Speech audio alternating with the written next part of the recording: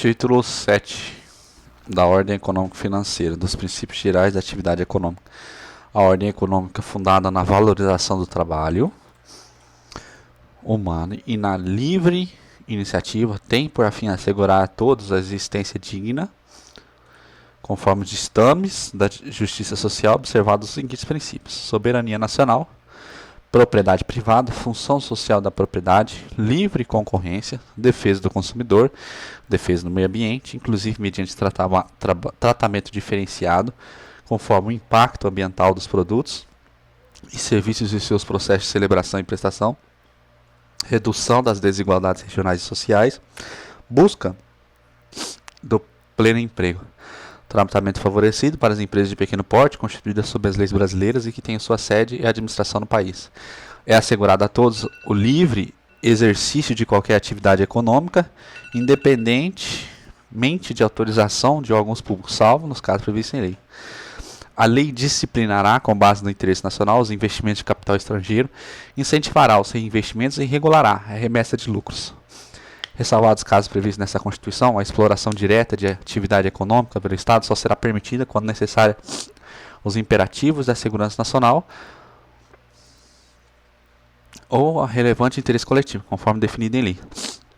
A lei estabelecerá o estatuto jurídico da empresa pública, da sociedade de economia mista e suas subsidiárias, que explorem atividade econômica de produção ou comercialização de bens ou de prestação de serviços, dispondo sobre sua função social e formas de fiscalização pelo Estado e pela sociedade, a sujeição ao regime jurídico próprio das empresas privadas, inclusive quanto aos direitos e obrigações civis, comerciais, trabalhistas e tributárias, licitação e contratação de obras e serviços, compras e alienações, observados os princípios da administração pública, a constituição e o funcionamento dos conselhos de administração e fiscal, com a participação de acionistas minoritários. Os mandatos, a avaliação do desempenho e a responsabilidade dos administradores.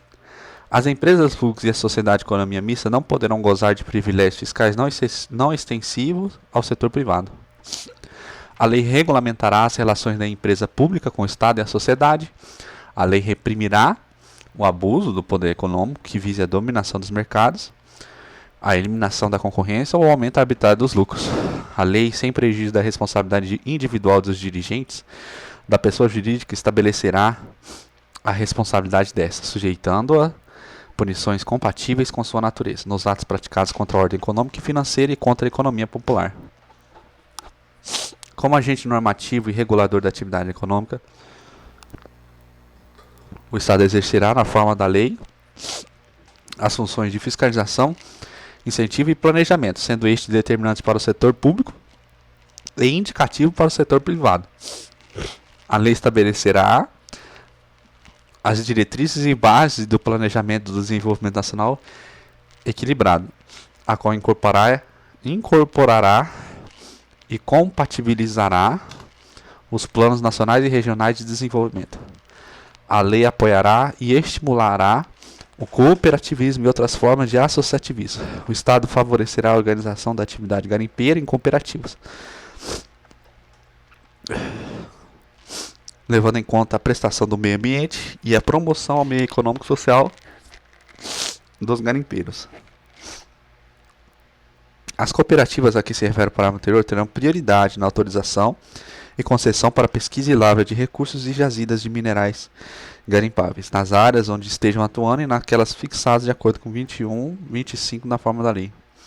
Incumbe ao poder público, na forma da lei, diretamente ou sob regime de concessão ou permissão, sempre através de licitação, a prestação de serviços públicos. A lei disporá sobre o regime das empresas concessionárias e permissionárias de serviço público, o caráter especial de seu contrato e de sua prorrogação, bem como condições de caducidade, fiscalização e rescisão de concessão ou permissão, os direitos dos usuários, política tarifária, a obrigação de manter o serviço adequado.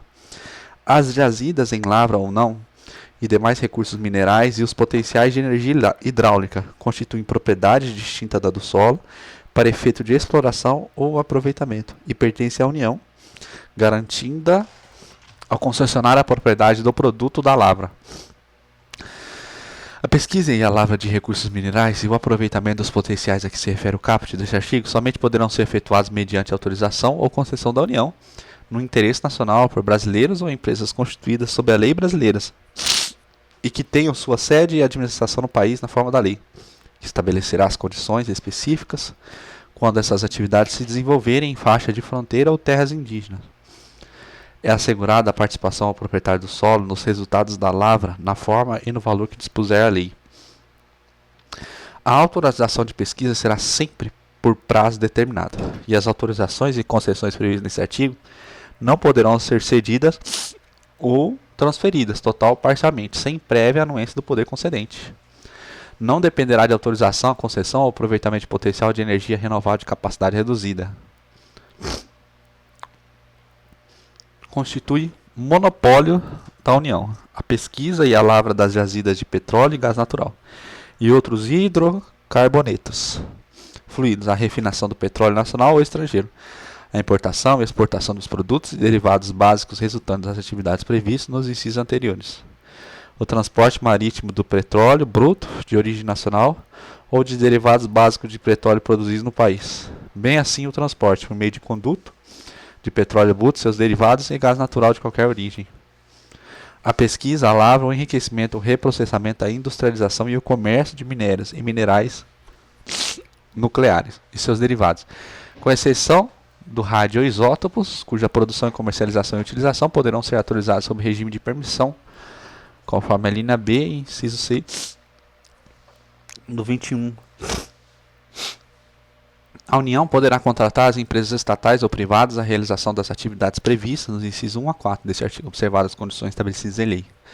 A lei a que se refere o parágrafo 1 disporá sobre a garantia do fornecimento dos derivados de petróleo em todo o território nacional, as condições de contratação, a estrutura e a atribuição dos órgãos reguladores do monopólio da União.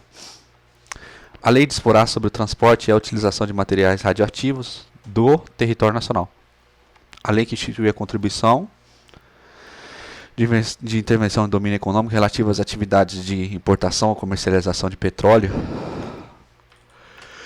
e seus derivados, gás natural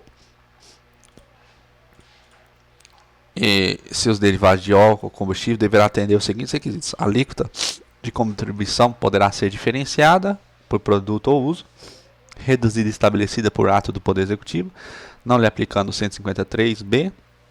Os recursos arrecadados serão destinados ao pagamento de subsídios e preços ou transporte de álcool combustível, gás natural e seus derivados e derivados de petróleo, ao financiamento de projetos ambientais relacionados com a indústria do petróleo e do gás, ao financiamento de programas de infraestrutura de transporte. A lei disporá sobre a ordenação dos transportes aéreo, aquáticos e terrestres, devendo, quanto à ordenação, o transporte internacional observar acordos firmados pela União, atendida esse princípio da reciprocidade. Na ordenação do transporte aquático, a lei estabelecerá as condições em que o transporte de mercadoria na cabotagem e na navegação interior poderão ser feitos por embarcações estrangeiras. A União, os Estados, Distrito Federal e os municípios dispensarão às microempresas e empresas de pequeno porte, assim definidas em lei, tratamento jurídico diferenciado, visando a incentivá-las para a simplificação de suas obrigações administrativas, tributárias, previdenciárias e creditícias, ou pela eliminação ou redução dessas por meio de lei. A União, os Estados, Distrito Federal e os municípios promoverão e incentivarão o turismo como fator de desenvolvimento e econômico. O atendimento de requisitos de documentos ou informação, o atendimento de requisição de documentos ou informação de natureza comercial feita por autoridade administrativa ou judiciária estrangeira. A pessoa física ou jurídica residente ou domiciliada no país dependerá de autorização do poder competente. Da política urbana.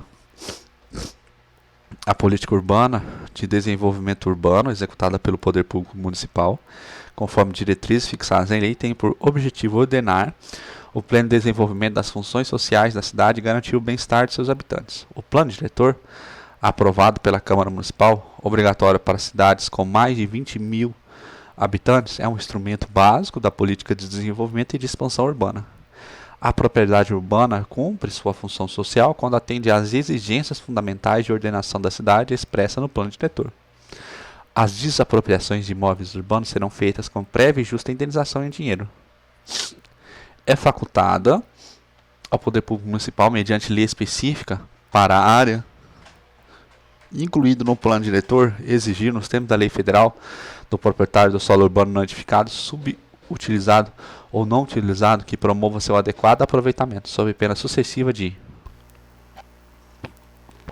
parcelamento ou edificação compulsória, imposto sobre propriedade predial e territorial urbana progressivo no tempo, desapropriação com pagamento mediante títulos da dívida pública de emissão previamente aprovada pelo Senado Federal, com prazo de resgate até 10 anos, em parcelas anuais iguais e sucessivas, assegurados o valor real da indenização e os juros legais. Aquele que possuir como sua área urbana até 250 metros quadrados, por 5 anos ininterruptamente e sem oposição, utilizando-se para sua moradia e de sua família, adquirir-lhe-á domínio, desde que não seja proprietário de outro imóvel urbano ou rural. O título de domínio e a concessão de uso serão conferidos ao homem ou à mulher ou a ambos, independentemente do estado civil. Esse direito não será reconhecido ao mesmo possuidor mais de uma vez. Os imóveis públicos não serão adquiridos por uso capião. Da política agrícola e fundiária e da reforma agrária. Compete à União desapropriar, por interesse social para fins de reforma agrária, o imóvel rural que não esteja cumprindo sua função social, mediante prévia e justa indenização em títulos da dívida agrária, com cláusula de preservação do valor real, resgatáveis no prazo de até 20 anos, a partir do segundo ano de sua emissão e cuja utilização será definida em lei. As benfeitorias úteis e necessárias serão indenizadas em dinheiro. O decreto que declarar o imóvel como de interesse social para fins de reforma agrária autoriza a União a propor ação de desapropriação. Cabe à lei complementar estabelecer procedimento contraditório especial, de rito sumário, para o processo judicial de desapropriação. O orçamento fixará anualmente o volume total de títulos da dívida agrária, assim como o montante de recursos para atender os programas de reforma agrária no exercício. São isentas de impostos federais, estaduais e municipais as operações de transferência de imóveis desapropriados para fins de reforma agrária.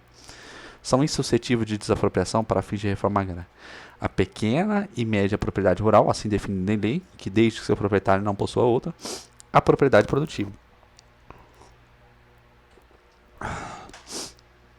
A lei garantirá tratamento especial à propriedade produtiva e fixará normas para o cumprimento dos requisitos relativos à sua função social.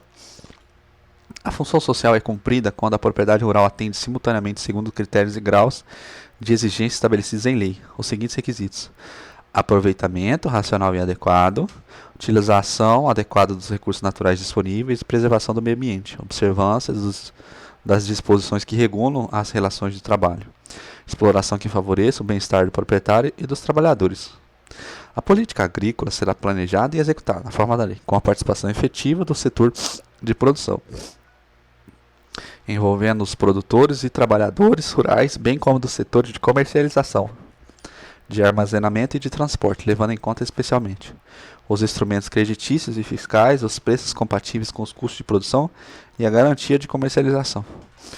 O incentivo à pesquisa e à tecnologia, a assistência técnica e extensão rural, o seguro agrícola, o cooperativismo, a eletrificação rural e irrigação, a habitação para trabalhador rural. Inclui-se no planejamento agrícola as atividades agroindustriais, agropecuárias, pesqueiras e florestais. Serão compatibilizadas as ações de política agrícola e de reforma agrária.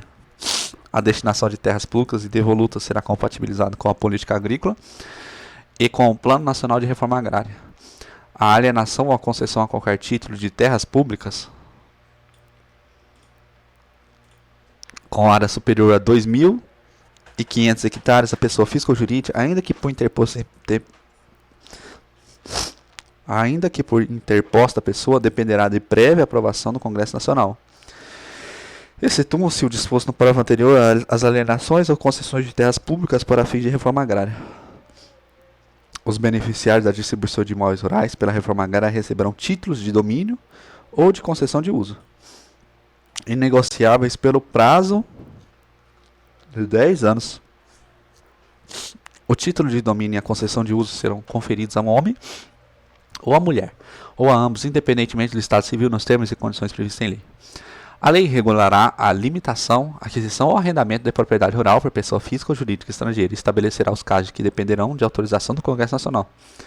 Aquele que, não sendo proprietário de imóvel rural ou urbano, possua como seu, por 5 anos ininterruptos, sem oposição, área de terra em zona rural, não superior a 50 hectares, tornando-a produtiva, por seu trabalho ou de sua família, tendo nela sua moradia, adquirir-lhe-á a propriedade. Os imóveis públicos não serão adquiridos por uso capião.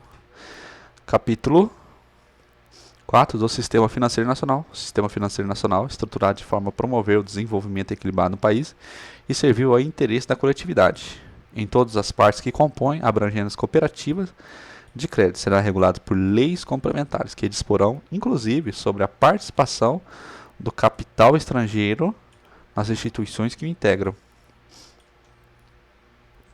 São inconstitucionais leis estaduais e municipais que obrigam o supermercado a manter empacotador para as compras. São inconstitucionais as leis que obrigam supermercados ou similares à prestação de serviço de acondicionamento ou embalagem de compras, por violação ao princípio da livre iniciativa.